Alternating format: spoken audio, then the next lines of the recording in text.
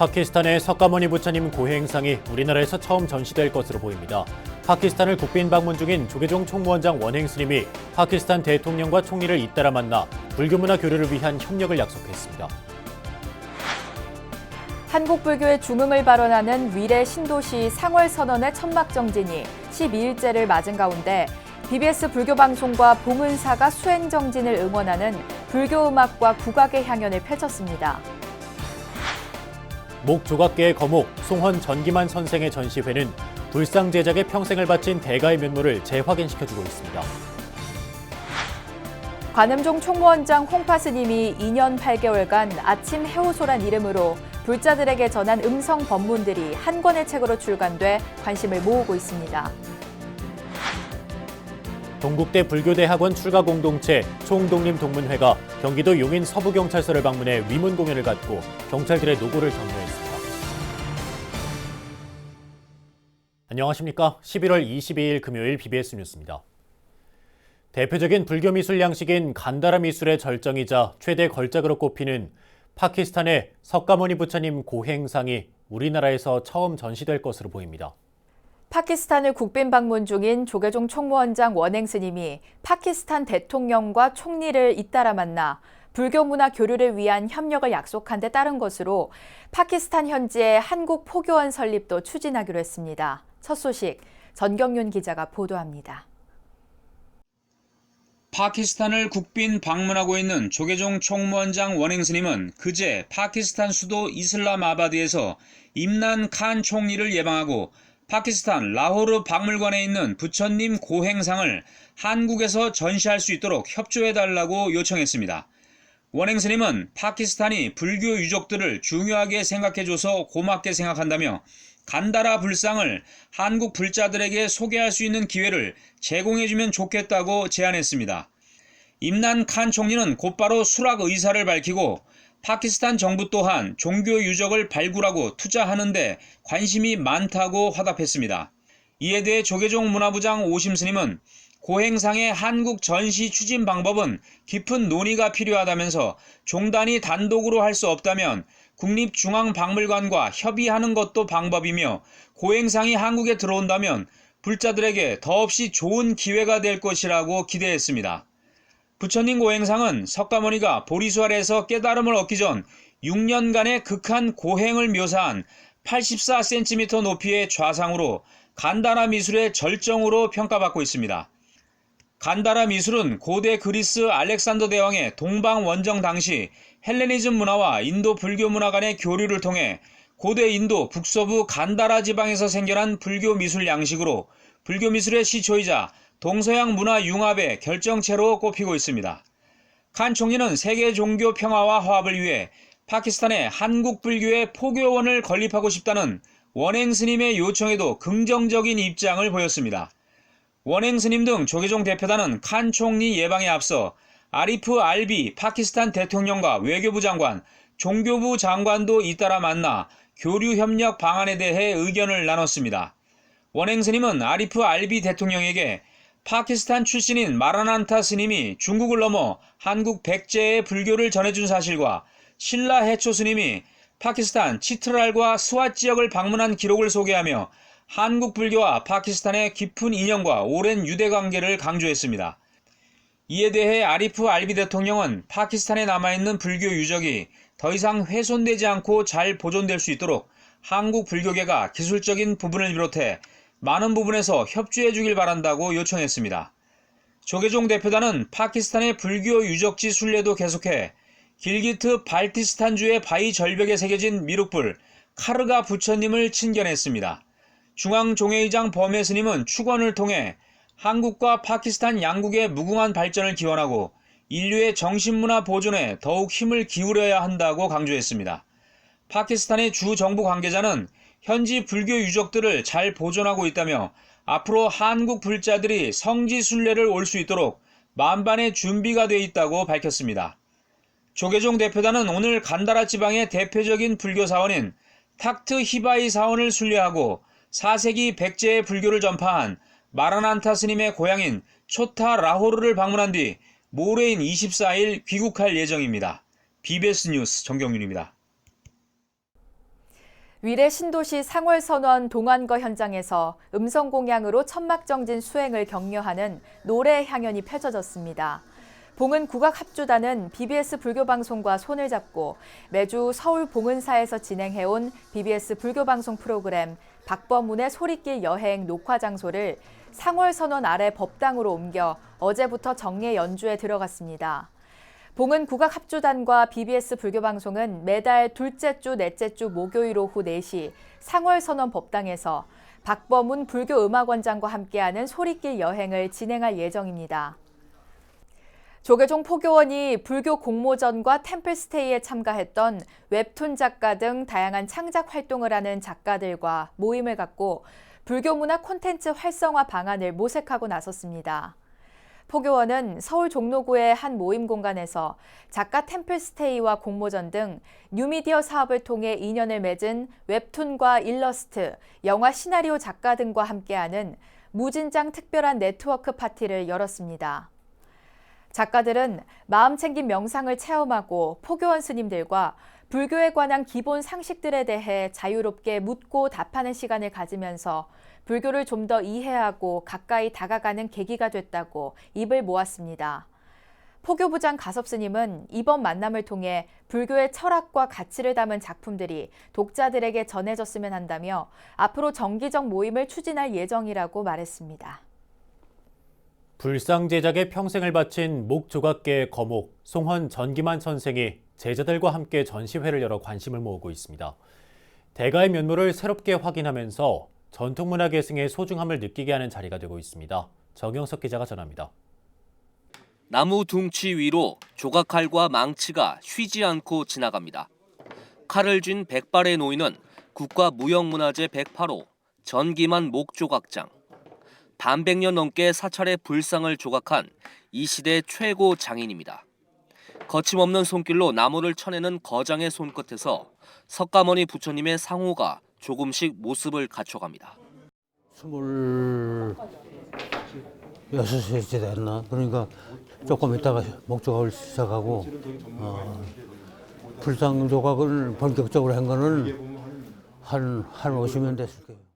3회째를 맞은 송원 정기만 문도 불교 조각전. 스승의 가르침을 잇기 위해 만든 책 목조각장 전기만 출간의 즈음에 제자 19명이 함께한 자리입니다. 불모의 외길을 묵묵히 걸어온 스승의 삶은 목조각 40년의 베테랑 제자에게도 큰 자랑거리입니다. 저희 선생님 그 모델은 쌍봉사에 있는 거 아미타 부처님이거든요. 나도 그걸 가서 보고 왔는데 너도 그거 가서 보고 와라. 그렇게 하시고 그러니까 항상 자기 어떤 그 능력에 대해서는 항상 겸손해요. 그런 게 상당히 좀 존경심이 가요. 목조각장 전승전엔 전기만 선생이 제작한 석가열애 좌상과 송원 문도회가 내놓은 작품 등 30여 점이 선보이고 있습니다. 전기만 선생의 아들 전상용 씨도 19 제자의 한 명으로 조계종 전 총무원장 직관 스님의 모습을 새긴 작품을 선보였습니다. 가장 큰 특징이라면 조선시대 불상조각 양식을 전승하고 있고 그 제자들도 그에 따라서 또 배우고 연구하고 스승의 업적을 후진에게 전하겠다며 정성을 다하는 제자들에게 불무의 길에 대한 자부심이 느껴집니다. 500년, 1000년 가도 변함이 없도록 그렇게 이제 정성껏 조성하는 것이 저희들 소임입니다. 올해 91세인 전기만 선생은 무형문화 보존과 전승의 일념으로 우리 문화재의 우수성을 알리는 시연 행사도 빼놓지 않습니다. 불교 신사에 똑같죠. 저는 부처님을 조성하기 때문에 우선 첫째가 상호가 인자해야 되고 건음해야 되고 여러 가지 장점을 다 따가지고 그걸 표현하려고 열심히 노력했습니다. 국가무형문화재 108호 목조각장 기능 보유자인 송헌 전기만 선생과 제자들의 작품 전시회는 오는 25일까지 서울 종로구 인사아트센터에서 계속됩니다. BBS 뉴스 정유석입니다. 불교계가 화성 연쇄살인 사건의 희생자들을 추모하는 합동 위령제를 엽니다. 조계종 제2교구 본사 용주사는 내일 오전 경내 관음전에서 화성 연쇄살인 사건 희생자들의 넋을 기리는 위령제를 봉행할 예정입니다. 이번 위령제는 피의자 이춘재의 자백으로 사건의 전말이 밝혀지면서 늦게나마 억울하게 희생된 영가들을 위로하기 위해 마련됐습니다. 용주사 주지의 성법 스님은 희생자들을 추모하는 법을 설하며 스님들이 불교 전통의식을 봉행하게 됩니다. 위령제에는 신도 등 200여 명이 참석하며 희생자들의 가족은 참석하지 않는 것으로 알려졌습니다. 관음종 총무원장 홍파 스님이 지난 2년 8개월간 아침 해우소란 이름으로 불자들에게 전한 음성 법문들이 한 권의 책으로 출간됐습니다. 홍파 스님은 지난 2017년 3월부터 일주일에 3차례 아침 해우소 모바일 서비스를 통해 불자들의 아침을 열어준 음성 법문들을 정리한 책 아침이 힘든 당신에게를 펴냈습니다.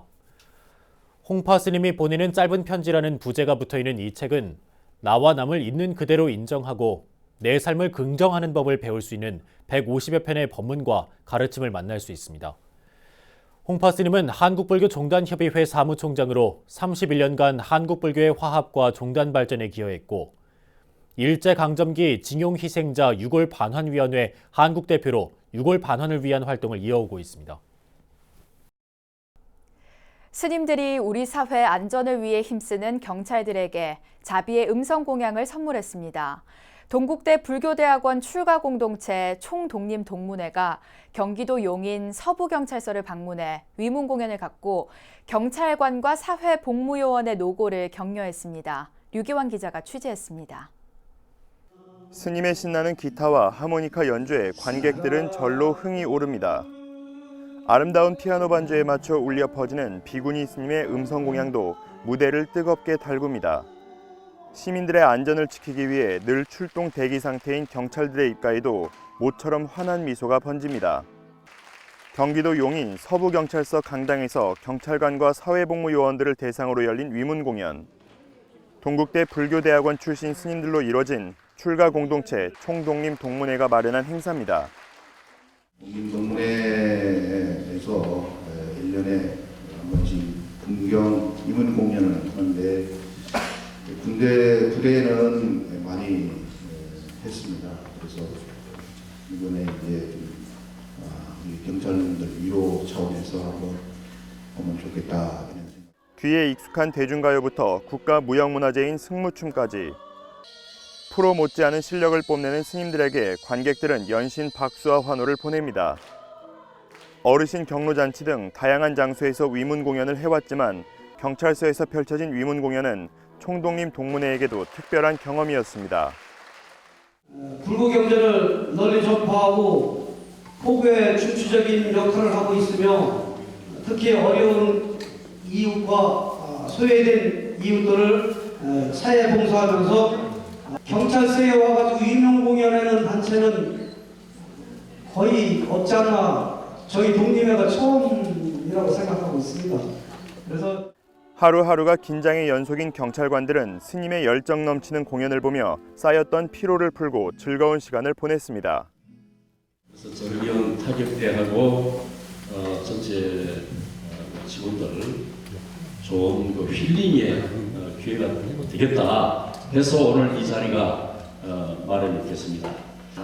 우리 스님들께서 이렇게 공연을 해주시는데 스님들께서 이렇게 재능이 많으신 줄 몰랐습니다.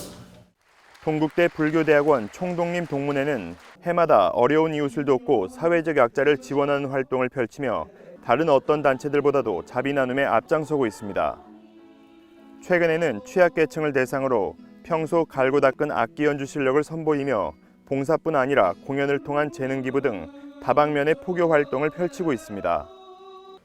총독립 동문회는 이번 위문 공연을 통해 경찰관들에게 따뜻한 위로의 마음을 전하고 우리 사회의 질서와 안전을 지키는 경찰로 거듭날 수 있는 긍정적 에너지를 불어넣어줬습니다. BBS 뉴스 류기환입니다. BBS 부산불교방송이 부산 시민들에게 마음의 위로를 전해주는 우리나라 전통음악의 향연을 마련했습니다. 부산 BBS는 제7회 BBS 마인드 힐링 콘서트 가무 천년 대축제를 개최하고 음악을 통한 힐링과 치유의 시간을 가졌습니다. 정성을 다해 준비한 오늘 이 음악회와 함께 하시면서 잠시라도 근심 걱정을 내려놓고 아름다운 멜로디가 주는 기쁨으로 힐링하는 시간을 가지시기 바랍니다. 콘서트는 국립부산국악원 사물팀의 외줄타기와 국악인 박예리, 김준수의 전통음악 공연, 소프라노 전지영, 가수 주병선의 공연이 펼쳐졌습니다. 다음 달부터 4개월 동안 서울시 전 지역에서 미세먼지를 막기 위한 강력한 예방 대책이 시행됩니다. 공공기관 차량 2부제가 의무화되고 시가 운영하는 주차장에선 배출가스 5등급 차량은 주차요금을 50% 더 내야 합니다. 유상석 기자가 보도합니다. 서울시가 다음 달부터 내년 3월까지를 미세먼지 시즌제 도입 기간으로 선포했습니다. 우리나라 미세먼지 3대 발생 원인인 교통과 난방, 사업장 부문의 배출량을 줄이기 위해 모든 행정력을 집중하기로 한 겁니다. 미세먼지 예방에 있어서 기존에 실시했던 비상 저감 조치는 사후 대책이라는 명백한 한계를 드러냈습니다. 따라서 고농도 미세먼지가 집중되는 겨울철부터 이른 봄까지 한층 강력한 저감 대책을 상시 가동할 계획입니다. 미세먼지가 발생할 만한 요인을 사전 차단해 배출량을 지금보다 20% 감축한다는 게 서울시 목표입니다. 먼저 교통 분야에서는 시내 모든 행정 공공기관의 관용 차량과 근무자 차량을 대상으로 차량 2부제를 시행합니다.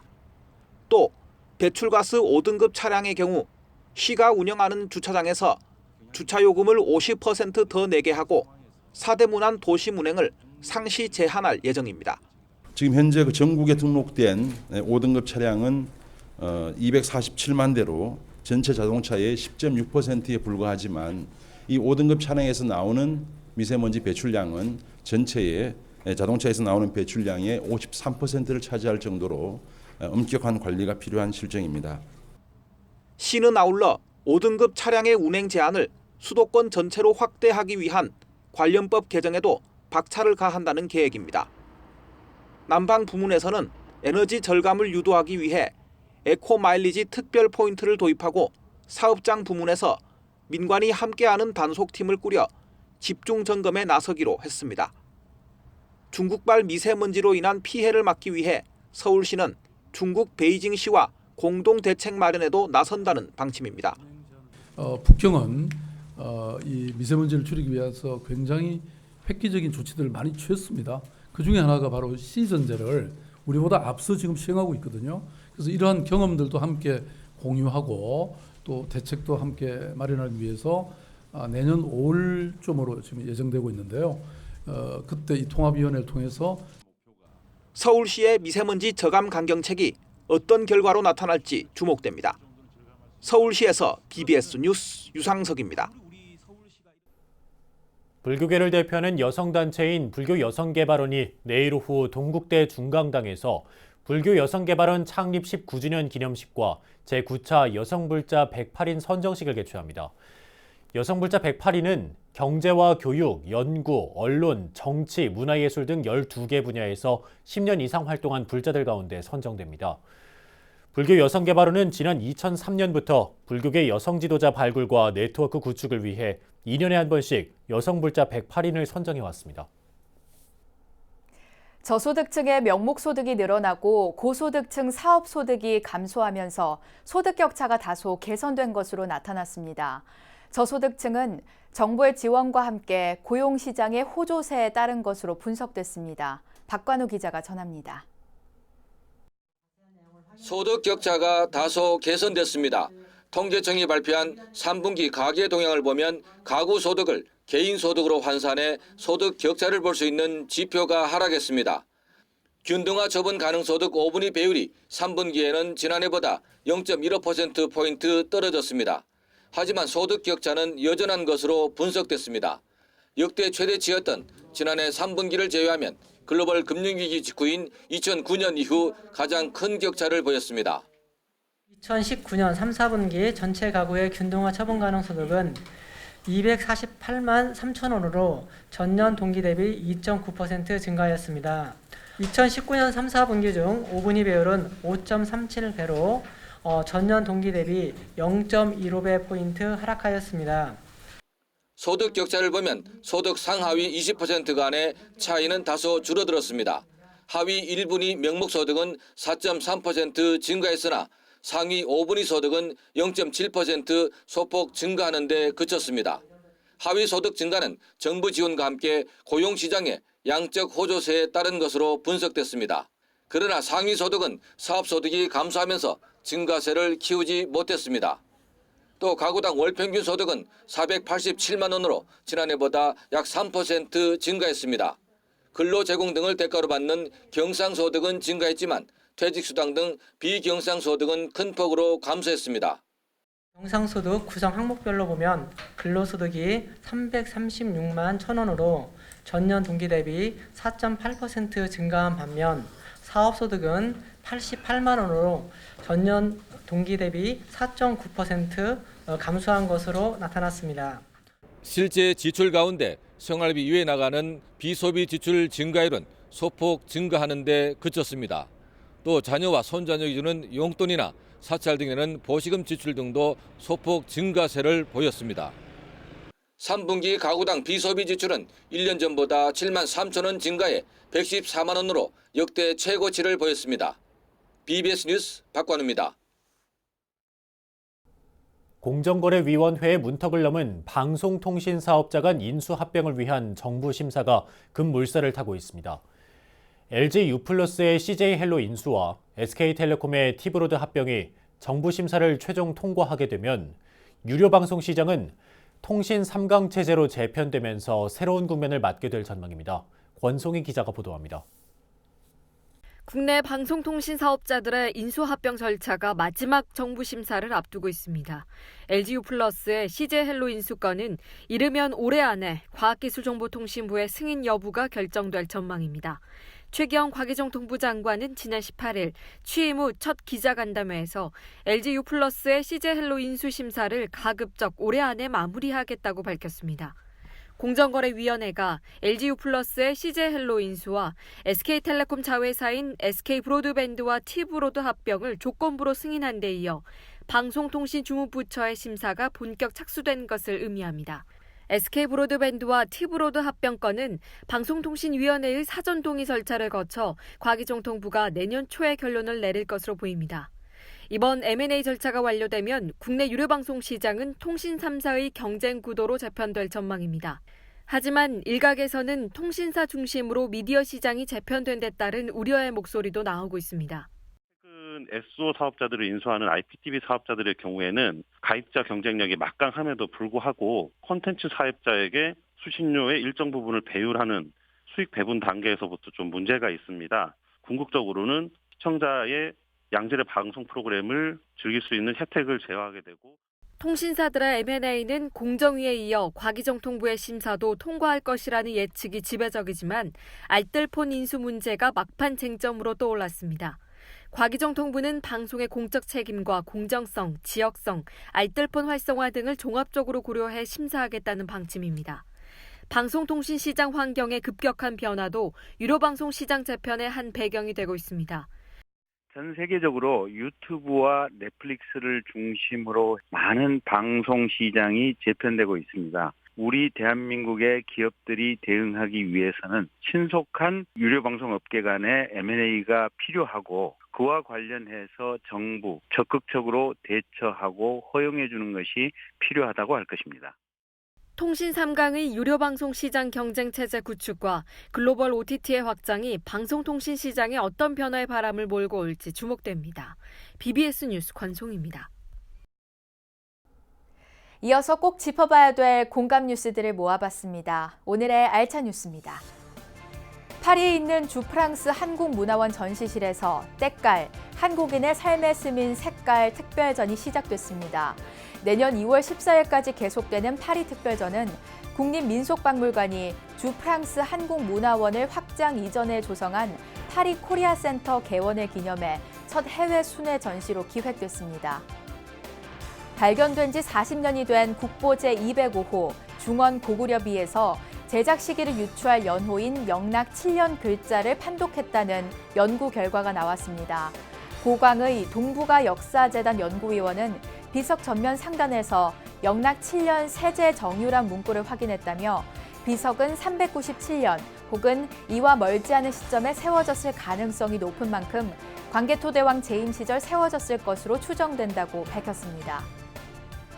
문화재청은 한국문화재재단과 함께 내년 봄에 개최하는 제6회 궁중문화축전에서 선보일 신진상품을 공모한다고 밝혔습니다.